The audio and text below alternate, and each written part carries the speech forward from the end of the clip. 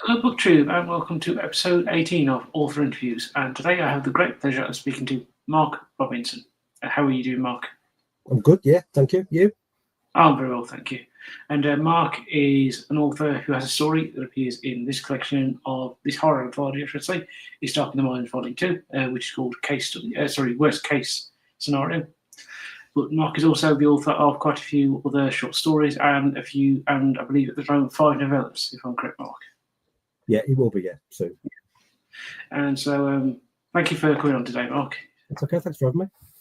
So, with Worst Case Scenario, was it a story that you were already writing and then saw the anthology advertised, or was it one that you wrote for the anthology? No, it was one I wrote a couple of years back. There was another anthology call from a press called Bloody Hatchet Press, and they wanted cursed object stories. So what they said is, imagine there's an estate sale and there's a strange, mysterious person who's collected all these obscure items, and they wanted a story for, like, they wanted 10 stories, I think, and they wanted to come up with an object. So I wrote it for that anthology, and I thought, well, the mysterious collector would probably be a millionaire. A millionaire would have a briefcase, and it was just trying to think of what I could put that was weird in that briefcase, and I came up with Polaroids that showed you your worst fears. Yeah. And that's kind of where the story came from me. Yeah, it's very effective, especially the way that it sort of affects other people, from both the initial sort of person who gets it right through to the end of the story, which is sort of the start of the story, as it were. It's sort of, yeah. It's almost circular in a way. Were there any particular emphasis on this particular story, or? I don't think so. No, I've always liked. I mean, that when I saw that subcall, that really intrigued me. I like the cursed object thing. I've done another novella where there was another cursed object, and I just like the kind of, it's kind of final destination type thing, and it's similar with this one, like the way the people are killed. I don't think it mentions maybe one of the killings in the story, but they all happen outside of it, and they all seem like weird ways to off someone, and I like that. So maybe the Final Destination series, yeah, maybe that inspired it. And there's a great deal of sort of mystery right up until the last sort of paragraph of the story of what's causing it. That really is done very effectively when I was reading. So it kept on the sort of edge of your seat, wondering what's causing this throughout the story, right till you get to that final bit. Well, yeah, I mean that was the thing. I came up with that at the end of the story, which is how it is. But I did think about putting that at the beginning, but I thought it was nice to kind of leap into it, and then to find out, because you kind of find out as it affects more and more people, you kind of get a better understanding of how it came about. And I thought putting that at the end, as you say, it was a nice circular kind of way to go about it. Yeah, and I've got to say, if you put the end at the start, it would have actually, I think, at least from my reading, it would have spoiled it. Yeah. It was far more effective the way it sort of, with the beginning at the end, as it were. You've written quite a lot of other short stories, and you've written novellas. Are they mostly or in the horror genre, or are they in other genres? Yeah, mostly horror. Yeah, there are bits of thriller intertwined, but what I like is to write, kind of start off with like a crime background. So when you get into it, you think it's going to be a thriller, or you think it's going to be a crime, and then I always end up putting in kind of supernatural elements to it. I can't really escape it. I'll get to a point where I think, okay, I've set the crime up, that's happened, and now where do I go from there? And it's usually, I normally go to horror. So yeah, I've got like there's a missing person's book, and that's got kind of a folky horror back to it. yeah, so yeah, that they all, I would categorise them as horror. There's a sort of strange crossover between horror and sort of detective fiction, because you have with a lot of the sort of traditional sort of horror stories. So if you think of Dracula, that has an element of sort of detective fiction to it. Yeah, In a lot of ways, even Lovecraft, you have that sense of sort of working out what the mystery is, and then usually being horrified by what it means about yourself in terms of the narrator in Lovecraft. But that's sort of this sort of naturally sort of linked together, as it were. yeah. Now, in terms of sort of your fiction, and you've written a lot of short stories and you've written novellas. Do you find yourself? Do you find sort of writing short stories easier than writing novellas, or is it something just for that's what the market wants and that's how you do it? I mean, I started off. I had my first short story published in '97, so I was around 17, 18, and I wrote short stories kind of exclusively until much recently. So I did find them easier. So yeah, I do prefer that because you can they're kind of quicker to write, and there are a lot more subcalls out for anthologies and short stories. But recently, I have liked getting into more long form, and I think the most I can do is a novella. I've tried writing novels, and I think as I've written so many short stories, I've kind of got into that mindset of things are shorter, sharper, snappier, rather than having paragraphs of description and stuff. I prefer to get in there and just do what happens, rather than do it over a longer form, I think. Yeah, and I think in some ways horror sort of suits short stories more than say novels. Although to a degree you can argue with novellas it does. The fact that you get immediately to the situation and you've got to present to the reader the immediate threat, and that sort of it needs you to get to the action quickly and sort of get the real sort of tension of that across. That's it. Yeah. I mean, I think when I'm reading horror, I do prefer shorter novels or novellas rather than wading through tomes of words. Yeah. Yeah, that's one thing I found with say Stephen King, where I've read one or two of his novels and I don't find them very good. But his short stories, they work really well. Oh yeah. I think the first stuff of Stephen King I read was probably his short story collection and The Running Man and stuff. So yeah, the shorter stuff he does is it just gets straight in there to it, doesn't it? Yeah, and that's one thing that seems to have sort of occurred over my lifetime. That novels have got longer and longer and longer. That say in the 1980s, the average sort of novel length would be about say 200, 250 pages. Now, so the sort of small novels are about 300 to 350 pages long, and that just writers might like that because they've got more space to do what they want, but it's not necessarily. It doesn't always work out for the reader, shall we say? Well, that's it, and you kind of get the feeling reading them that the editor didn't want to get involved in it. It's like there are a lot of really long novels that you could easily cut out half of that and just have action in it.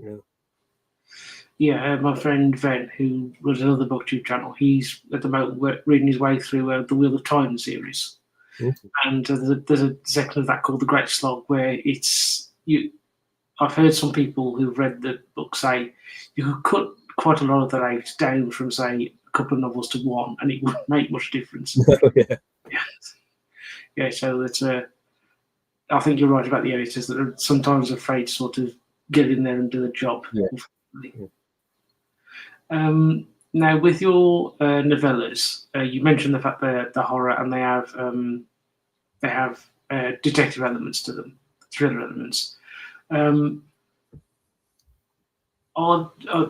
Obviously, with the worst case scenario, it's supernatural horror. Do you move across sort of subgenres of horror, or do you stick with one particular that you're comfortable with?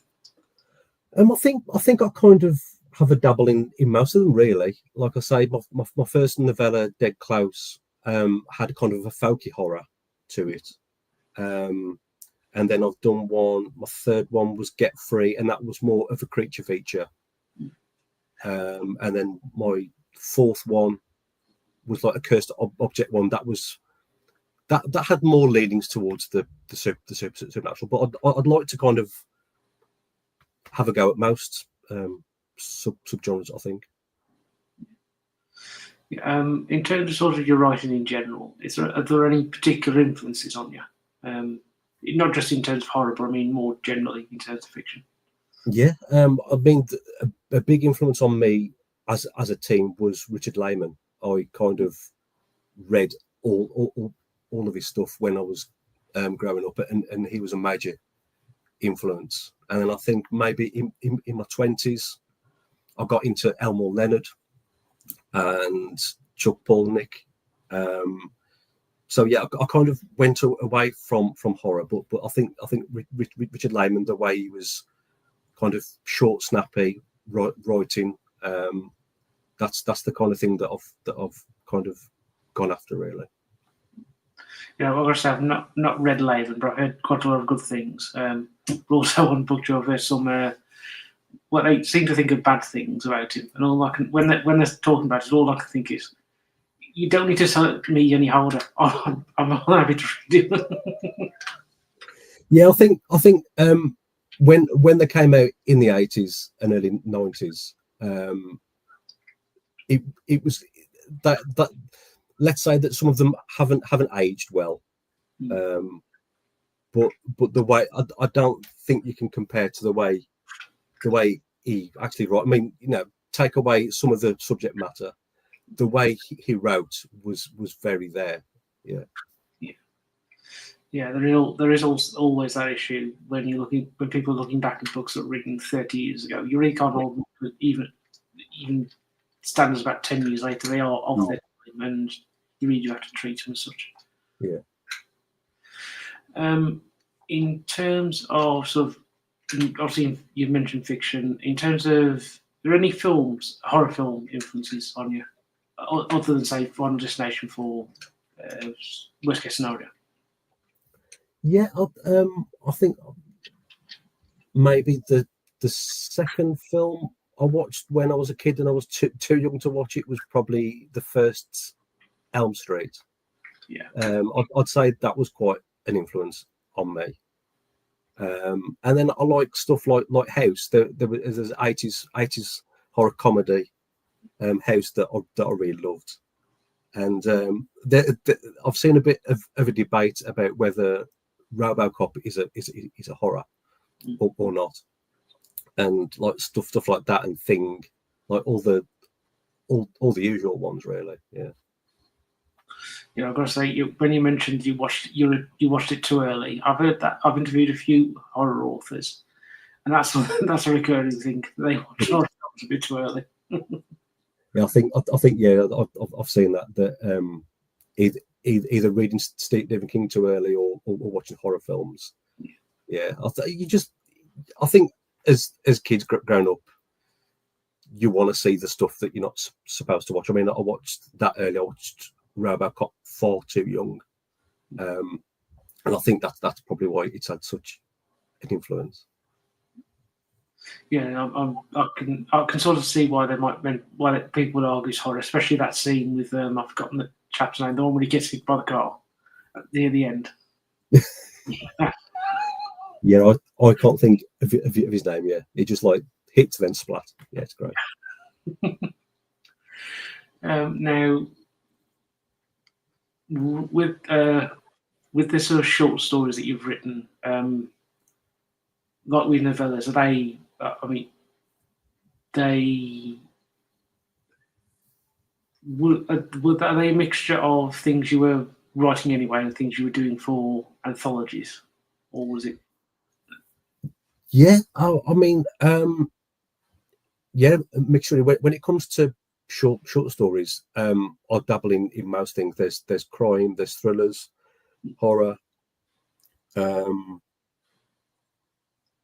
yeah, there's maybe a bit of sci-fi that I've done. I've got a collection that I put out myself a few years back called International Bestseller, and seller as in underneath the house. And that's got a collection of ones that I've had published probably around 2010 onwards. So yeah, when I was writing those exclusively, it was usually from submission calls that I would see. You know, can you send a story that is in this vein, or this is the theme, and that would get me inspired to write something. So yeah, the majority of those came from looking at sub calls, and like the one that's in this book now. I wrote it for another call. It didn't get in, but you keep hold of it because you can always sub it to something else that kind of fits. So yeah. I do have a question. Given you've been sort of doing this for quite a while, have you noticed a sort of change in terms of sort of the number of anthologies, the number of places you can submit your stories? Has that sort of got better or worse over the years? It's about the same. I think what has improved with the internet and social media is more visibility on submission calls. Back when I first started, you had to kind of find magazines. You had to go and subscribe to magazines to get calls. And nowadays, you can go on social media, you can go on the internet and just search up for themes and submissions. So it's definitely easy to find them now. Whether it's more easy to get in, I don't know. But yes, it's definitely easy to find them and find out what other people are subbing to. Because if you follow a certain writer, you can find out where they've had stories published. So you follow them, and then you can leap on that and find out where they're going, and then follow that press. But that I wouldn't say that there's more presses about or more opportunities, that they're just more visible, because a lot of the places where I was published in the early 2000s don't exist now, which is a real shame. But it's good to see that a lot of the people behind them are still going, which is nice. The reason I ask is I've asked authors before who've written short stories and been submitting them particularly to both anthologies and some magazines, and they did note that one thing I did notice in that, and sort of my own looking at it, that sort of 1990s, there was a sort of period where you could do it where that was sort of norm, and then it sort of went into a fallow period, and then in the last, say, 10 years, it's sort of revived. Yeah. And so, would you say that would Yeah. be? Yeah, maybe. It's difficult to say. Looking back on it, but yeah, it does kind of ring true that there were a surge, that there kind of was a surge, and then dipped down and came back again. So yeah. Now, people could probably tell from both Mark's accent and mine that we're both from the West Midlands. Yeah. I do want to ask: is there any particular West Midlands influence on your writing, would you say, or is it just? I don't know really. I don't think so. No, I don't think there was ever any kind of local writer that I read growing up. I mean, I was published.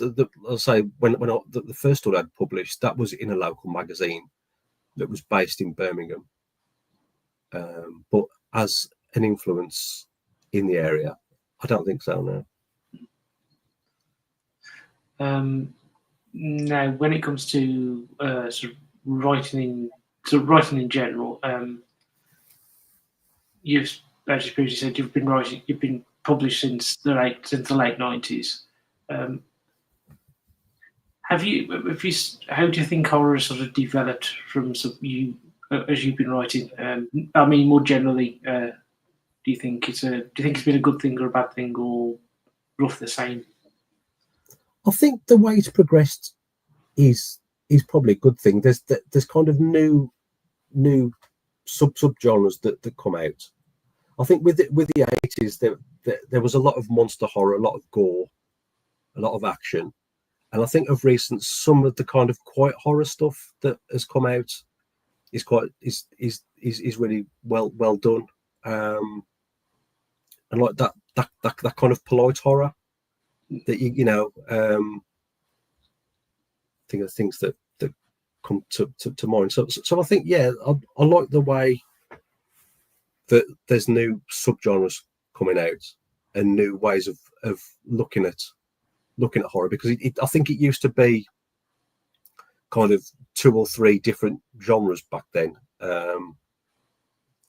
and things have probably progressed and like mixing things, like there's crime horror as well, that kind of feeding into it, mixing up genres, which I think is a nice way that things have taken. Yeah, in terms of sort of particularly film horror, I've noticed that things have got a bit more interesting. You did have in the 2000s, and I quite like the original Saw film, but the sort of torture porn stuff sort of took over, and then sort of you've seen these sort of overshadowed everything. But for the past roughly 10 years, it's been things have being interesting. Though they are a bit airy-fairy. A24, the ones who put out Ari Aster stuff, they seem to be something interesting, even though they use that claim of elevated horror, which is a bit elevated horror is still horror. There's no Well, yeah, it's nice that they're coming at it from a different direction rather than just blood and guts and gore. Yeah. That they're kind of adding elements from other genres and different. Yeah, it's certainly sort of. Would you say sort of that's more or stronger or weaker in sort of genre in horror fiction in written form, or? I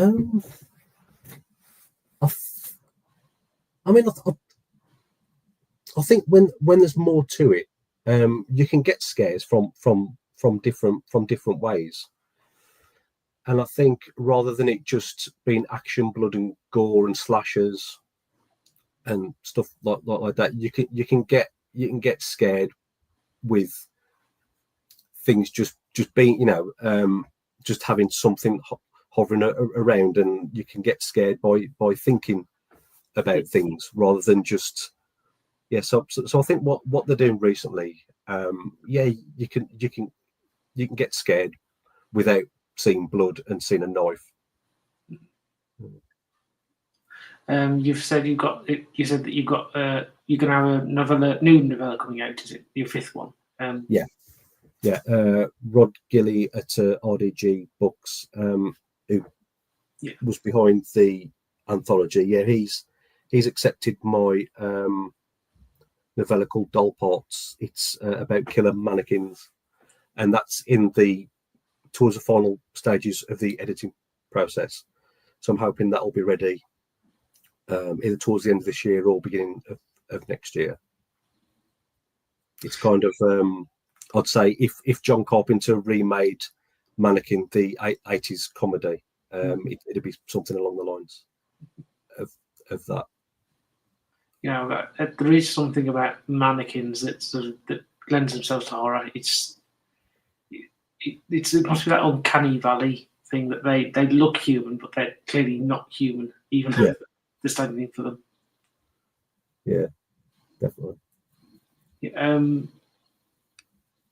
Could you just talk about the process of that, of how you sort of got that to Rod? Because I should say, for people who are watching this, I have interviewed Rod before. Rod's very much was actually involved in getting me to read this. Yeah. So thank you for Rod for that. What does the general sort of process involve? So I saw. I think it might have been on Twitter that I saw him. I'm still on Twitter, but I don't really engage in it much. It's just to catch up with people that aren't on any of the socials. But I think I saw a sub call on Twitter probably last year that he was doing anthologies and he was doing novellas. So I sent off worst case scenario that's in this anthology, and also and I said, is it okay to submit 2 things that I don't want to be greedy? And he said, yeah, just send it in. And he liked Doll Parts. It's been through a couple of other presses, middle towards the end of last year. Had some decent feedback, but it wasn't for a lot of people. But Rod kind of snapped it up, and it's been a nice process. I mean, as I say, this will be my 5th novella out, so I've quite used to dealing with different presses, different editors, and the way that Rod's doing it is good. I mean, he knows his stuff. We've gone through some developmental edits, so we've kind of fleshed out some of the scenes. There's scenes in a department store. There's scenes in a recycling factory. So what happens at the start is that there's some mannequins in a department store that go amok, and then they get recycled, and then it happens again. So Rod's kind of fleshed out some of the scenes, and yeah, that was it. So it was just seeing the sub call, sending it in, being looking off that he saw something in it. I think the next stage is going to be he's going to get some covers designed next. So I'm looking forward to seeing what him and his illustrators are going to come up with to go with the story.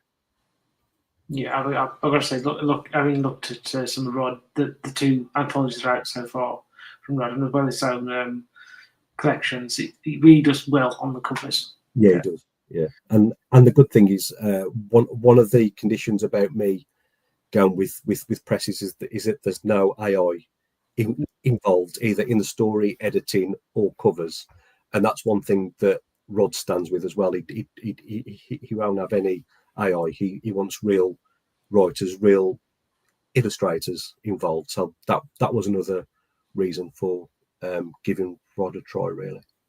Yeah, that for those who don't know, that is something that Rod's very much strong on. It makes it clear at the front of every book he publishes that there's got no AI involved at all. Yeah. Just to sort of end things out, is there a book that you've read recently, or a short story that you read recently that you particularly like?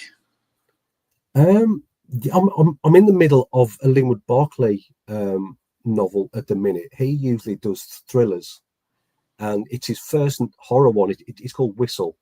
It's about a killer train set or killer train sets, and I'm about 60% through that, and that is really good. I like Linwood stuff going back, and when I saw he was doing a horror one, I thought, well, I'll give that a go. So yeah, at the minute I'm quite into that. Yeah, because when you mentioned killer train set, all I could think was that somebody was doing huge prices that Hornby charged for something that you dropped down for a shock. Well, yeah, it's kind of that. There are some where the train is actually killing people, and there's some where there's something within the train set that is causing kind of Final Destination style weird deaths. That look like accidents, but that there's like something to it. So yeah, I think that at the minute I'm quite. And then Stephen King they brought out The Long Walk recently, and that was one of Stephen King's books that I'd never read. I'd never known that it existed. So I went back and read that before I watched the film, and that was very good. Yeah, I've heard good things about The Long Walk, the film. That's again is a book one of his that I've never read. So I think I'm gonna have to, like yourself, read the book and then go and watch the film. Yeah, do it in that order because not giving it anything away. The ending's different. The film's okay. It leaves out quite a bit, but I suppose it has to get into like 90 minutes. But yeah, definitely read the book first and then watch the film second. Okay. well, as we're coming up to the half hour, I think I'll bring things to an end there. So Okay. thank you, Mark, for going on. It's been a great pleasure. Yeah, thank you. And when Dull Parts comes out, I will read it and then I'll put a review of it out of it. And then hopefully you can come back on and we can talk about Dull Parts. That would be great. Thank you. Cheers. So with that, ladies and gentlemen, I'll say goodbye and I'll see you later.